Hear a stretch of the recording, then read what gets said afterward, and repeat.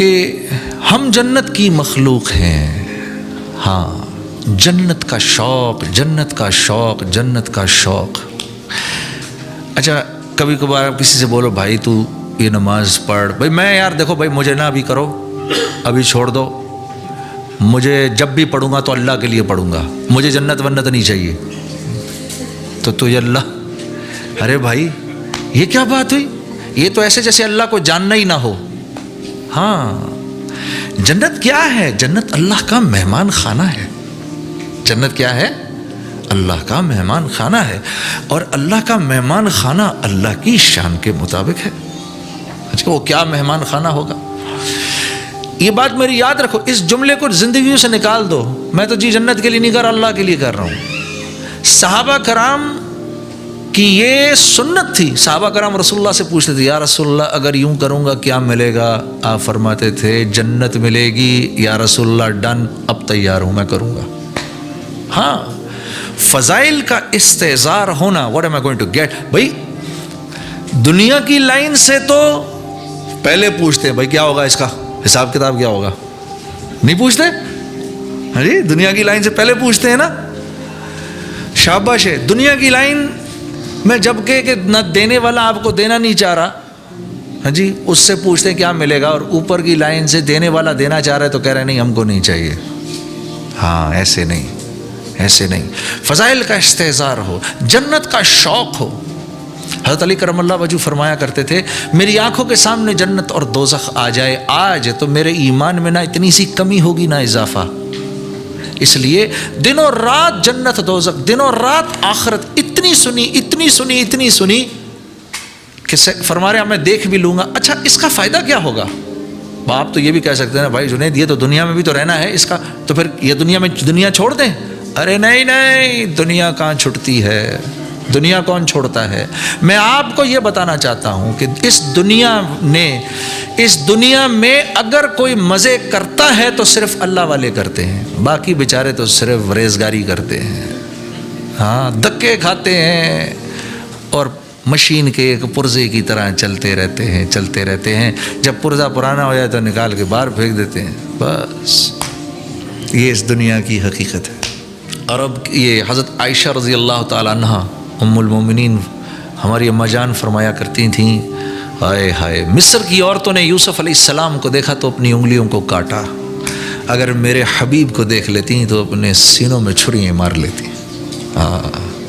ایسے تھے آپ.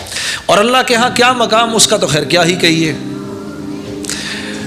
آپ صلی اللہ علیہ وسلم نے معراج میں اللہ رب العزت سے پوچھا یا اللہ آپ نے ابراہیم کو اپنا خلیل بنایا اور آپ نے موسیٰ کو اپنا کلیم بنایا اور آپ نے داؤد کے ہاتھ میں لوہے کو نرم فرمایا اور آپ نے عیسیٰ کو روح اللہ بنایا، یا اللہ آپ نے مجھے کیا عطا فرمایا؟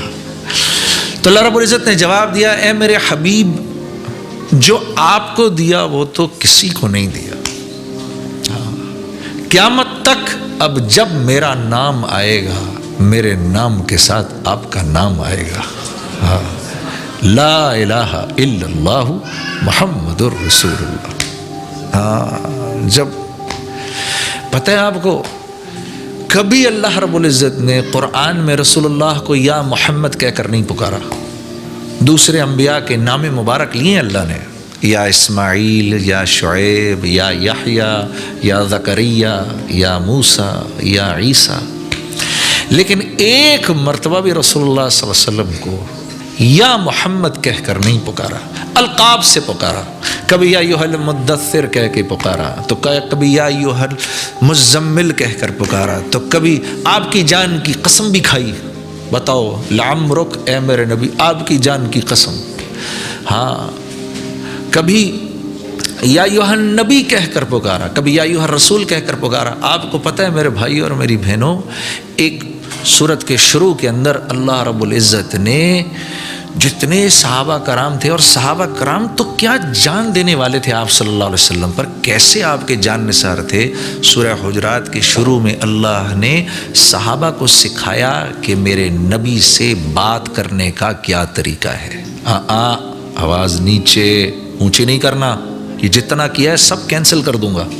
ایک صحابی مسجد میں آتے تھے، انہوں نے مسجد میں آنا چھوڑ دیا، گھر میں بیٹھ کر خوب رویا کرتے تھے، رونا شروع کر دیا انہوں نے جب یہ آیتیں اتری، یا ایھا الذین آمنوا لا ترفعوا اصواتکم فوق صوت النبی، وہ گھر بیٹھ گئے۔ پھر آپ صلی اللہ علیہ وسلم نے کہا بھائی فلاں بن فلاں کدھر ہے؟ کہا یا رسول اللہ وہ گھر بیٹھ گئے، بلاؤ اس کو، آئے تو بھائی تو گھر کیوں بیٹھ گیا، تو آتا کیوں نہیں؟ کہا یا رسول اللہ جب صحیح آیتیں اتری ہیں میری تو آواز اونچی ہے، ڈر کے مارے اب میں مسجد بھی نہیں آتا۔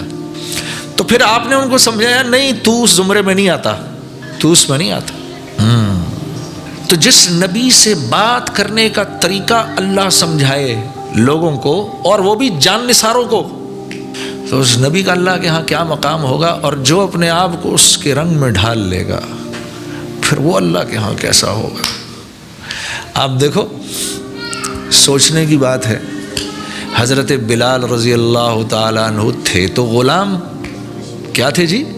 غلام، باپ بھی غلام، ماں بھی غلام، دادا بھی غلام، دادی بھی غلام، اور دنیا کی لائن کی حیثیت سے اتنے نیچے تھے کہ تاریخ کی کتابوں میں آپ کے والد محترم کا نام تو آتا ہے، آپ کے دادا کا نام نہیں آتا، کہیں نہیں ملتا، لیکن اللہ اکبر نسبت جوڑ لی محمد صلی اللہ علیہ وسلم سے، تو اللہ کے نبی فرما رہے ہیں تو چلتا زمین پر ہے اور تیرے قدموں کی آواز اے بلال عرش والے سنتے ہیں۔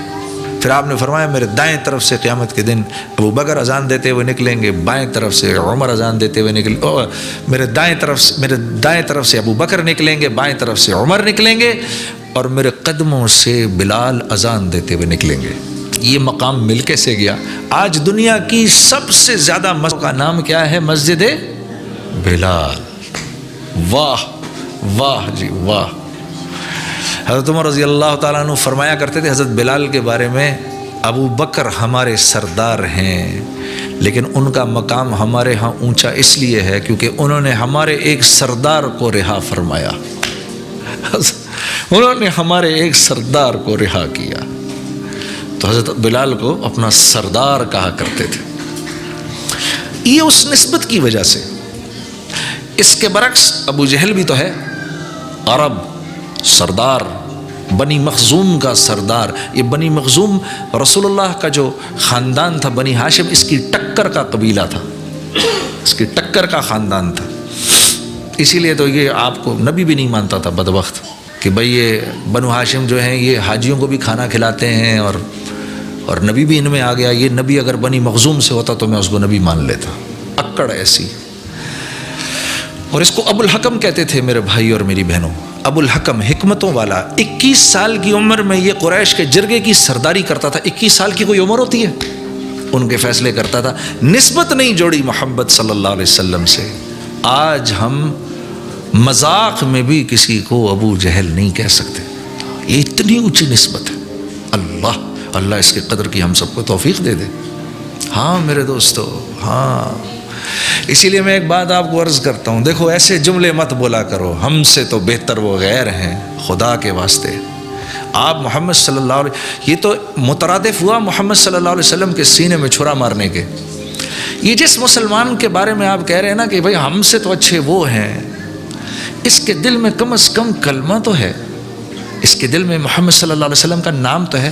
آپ کاغذ پہ گرا ہوا پرچہ، اس پہ کلمہ لکھا ہو، یہاں نیچے پڑا ہوا دیکھیں، آپ ایک دم اٹھا لیں گے اس کو، صاف کر کے پوچھ کے، یا جیب میں رکھ لیں گے، اوپر کہیں رکھ دیں گے کہ بھائی اس پرچے پہ لکھے ہوئے کلمے کی تو اتنی عزت، اور یہ جو کلمہ جس مسلمان کے دل میں ہے اس کے بارے میں ہماری یہ رائے بنے، نہیں، یہ محمد صلی اللہ علیہ وسلم سے وفا نبھانا نہیں ہے، یہ تو آپ صلی اللہ علیہ وسلم کی دل میں نعوذ باللہ قدر و منزلت کا کم ہو جانا ہے۔